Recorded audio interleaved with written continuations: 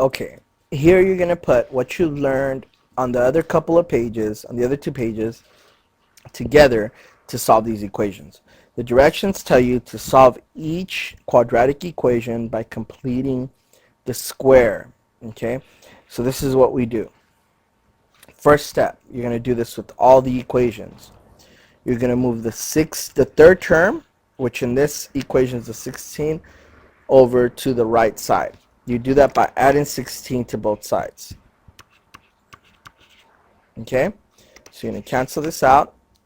What you get is x squared plus 6x. Now do what I do. Plus equals 16. Okay? Did you copy me? Alright. Because this is going to be where you put your third term. Because to be able to solve the quadratic equation by completing the square, you've got to turn it into a perfect square trinomial. Kind of like what you did in the other page, remember? But in the other page, all they did was leave this blank line, and there was nothing on this side. But now, things are getting a little more complicated, but not too much. And this is what you need to do to solve these quadratic equations by factoring. So now from here, you know what to do. You have the middle term, right? We divide 6 by 2. When you divide 6 by 2, you get 3. Then you square it. 3 times 3 is 9. So that's your third term. And then from here, it's easy. You know that the factor of x squared plus 6x. Wait, I forgot to tell you something. Since you added 9 to this side, you're going to have to add 9 to this side too. Okay? Whatever you do to one side, you have to do to the other. So that's going to turn this 16 into 25. Okay? So here we go. We're going to factor. Right? And we know that the factor of x squared is x. We'll put that there. And the factor of 9 is 3.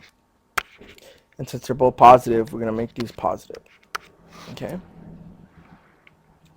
So now we're going to rewrite it. X plus 3 squared equals 25. And then you square root both sides to solve for x. Watch, you'll see. You square root both sides. So x plus 3 squared equals, the square root of x plus 3 is x plus 3 by itself. The square root of 25 is plus and minus 5. Because whenever you square root a number, the answer is always a positive. It's always a positive and negative answer, because negative 5 times negative 5 equals 25. But so does positive 5 times positive 5. They both equal 25. So the square root of 25 is a negative 5, and the square root of 25 is a positive 5. That's why it's a positive negative answer. So now what you do to solve for x is you get the x plus 3, and you make it equal to a positive 5, right? That's going to give you x. You're going to move the 3 over here, right? By subtracting 3 from both sides. That's going to give you x equals 2. And then you solve with a negative 5. You do x plus 3, but this time you make it a negative 5. You're going to do the same thing, subtract 3 from both sides. And what you get is x equals, because 3 minus 3 is 0, so x equals negative 5 and a negative 3. Remember, when you're combining in algebra and the signs are the same, you add, but your answer is going to be negative. So you're going to make it 5 plus 3 is a negative 8. When the signs are the same, you add. When the signs are different, you subtract. Okay, and that's our answer. X equals negative 8 and x equals a positive 2. Those are our two answers, and you're done with the first problem. All right, let's do this next problem. Remember, I told you the first thing you do is you get rid of the third term. You do it by subtracting 16 from both sides. So you get 2x squared minus 12x equals a negative 16. Okay? And then there's one more thing I forgot to tell you. Whenever the x squared has a coefficient, well, that means if it has a number next to it, you've got to get rid of that number. Okay, the way you do that is simple. You just divide everything by that number. So what we're going to have here, the 2 and the 2 are going to cancel out, and we're left with x squared.